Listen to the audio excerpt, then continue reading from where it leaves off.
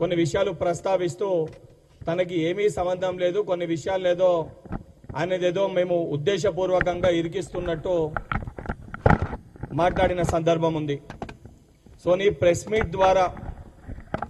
కల్వకుంట్ల తారక రామారావు గారికి సూటిగా కొన్ని ప్రశ్నలు అడగదలుచుకున్నా. సరే, వారికంటే చాలా గట్టిగా బలంగా నేను కూడా తిట్టగలుగుతాను,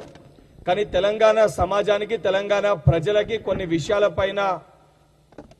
వాస్తవాన్ని చెప్పాలి, వీళ్ళు చేసిన తప్పులేందో కూడా చూపివ్వాలనే ఉద్దేశంతో ఈరోజు ప్రెస్ మీట్ పెట్టడం జరిగింది. అందులో మొట్టమొదటి అంశం, ఖేదర్కి మాకు ఎటువంటి సంబంధం ఉంది, మాకు ఎటువంటి సంబంధం లేదు, ఉద్దేశపూర్వకంగా మాట్లాడుతున్నారు అని చెప్పి నిన్న కేటీఆర్ గారు ప్రెస్ మీట్ పెట్టినప్పుడు ప్రెస్ మీట్లో మాట్లాడారు. ఖేదర్కి మీ కుటుంబ సభ్యులకి ఏ రకంగా సంబంధం ఉంది, ఏ రకంగా మీకు కనెక్షన్ ఉందో నేను కొన్ని విషయాల్ని ప్రస్తావిస్తాను, దానిపైన మీరు స్పష్టత ఇవ్వండి. ఖేదర్కి అశ్విన్కి కలిపి డ్రివెన్ అని చెప్పి ఒక వెహికల్ కంపెనీ ఉంది, కార్స్ది డ్రివెన్ కంపెనీ అని చెప్పి. ఆ డ్రివెన్ కంపెనీకి సంబంధించి ఒక రేంజ్ రోవర్ వెహికల్ మీ బామ్మర్దైన రాజ్ పాకాల ఏ వెహికల్ అయితే వాడుతుండో, ఏ బండి అయితే నీ బామ్మర్ది రాజ్ పాకాల యూజ్ చేస్తుండో, మరి ఆ వెహికల్ ఎవరిప్పించిర్రు, ఏ కంపెనీ పేరు పైన ఉంది, మరి నిజంగా మీకు మీ కుటుంబ సభ్యులకి సంబంధం లేకపోతే ఆయన కంపెనీ పేరు పైన ఉన్న వెహికల్ రేంజ్ రోవర్ వెహికల్ మరి రాజ్ పాకాల ఏ రకంగా వాడుతుండనేది మొదటి ప్రశ్న. రెండోది, లాస్ట్ 5 yearsలా నువ్వు కానీ మీ కుటుంబ సభ్యులు కానీ ఈవెంట్స్ కానీ ఫంక్షన్స్ కానీ ప్రోగ్రామ్స్ కానీ ఫ్యామిలీ ఫంక్షన్స్ కానీ అనేకమైన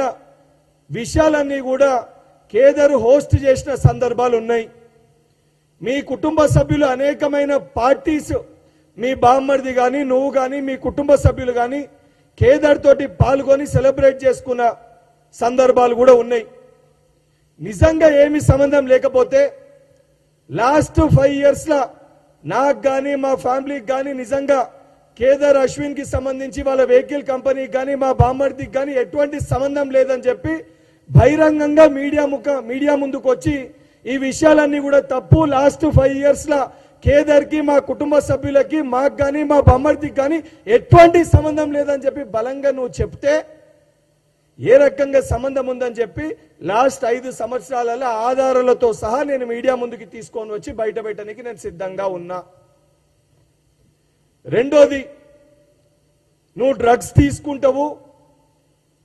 నీకు డ్రగ్స్ తీసుకునే అలవాటు ఉంది, డ్రగ్స్ శాంపుల్ టెస్ట్ చేయడానికి రావాలని చెప్పి అనేక సందర్భాల్లో అనేక మంది నీ పైన ఆరోపణలు చేయడం జరిగింది. 3 నెలల క్రితం కూడా నీ డ్రగ్ శాంపుల్ టెస్ట్ని ఇవ్వాలి రావాలి అని చెప్పి మాట్లాడినప్పుడు కోర్టుకు వెళ్ళి నువ్వు ఏ రకమైన పర్మిషన్లు తెచ్చుకున్నావు, లేదా విచారణ కొన్ని వాటిల్లో హాజరు కమ్మంటే నువ్వు కానీ మీ కుటుంబ సభ్యులు కానీ ఏ రకమైన పర్మిషన్స్ తెచ్చుకున్నారో కూడా తెలుసు. కానీ దాంట్లో కూడా కోర్టు ఒక జడ్జిమెంట్ ఇస్తే కోర్టు ప్రొనౌన్సియేషన్ ఒకటి ఉంటే నువ్వు దాన్ని మిస్లీడ్ చేసే విధంగా కోర్టు చెప్పు దెబ్బతోటి కొడతా చెంపపైన కొట్టే విధంగా కోర్టు జడ్జిమెంట్ ఇచ్చిందని చెప్పి కోర్టు ఇచ్చిన జడ్జిమెంట్ను కూడా వక్రీకరించి మీడియా ముఖంగా కంటెంప్ట్ ఆఫ్ కోర్ట్ అయ్యే విధంగా నువ్వు మాట్లాడడం జరుగుతుంది. నువ్వు మాట్లాడిన మాటలకి 48 గంటలల్లా బహిరంగ క్షమాపణ చెప్పకపోతే నువ్వు ప్రస్తావించిన విషయం పైన నేను నీ పైన contempt of court case file చేయాల్సి వస్తుంది.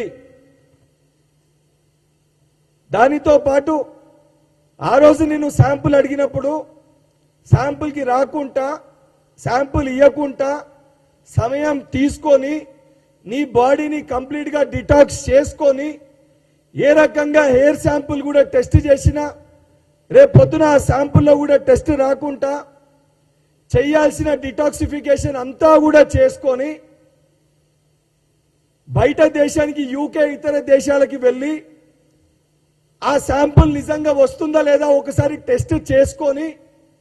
వస్తలేదని చెప్పి మరొకసారి కన్ఫర్మేషన్ చేసుకొని శాంపుల్ టెస్ట్ చేస్తే దొరుకుతలేనని చెప్పి తెలిసి 3 నెలల తర్వాత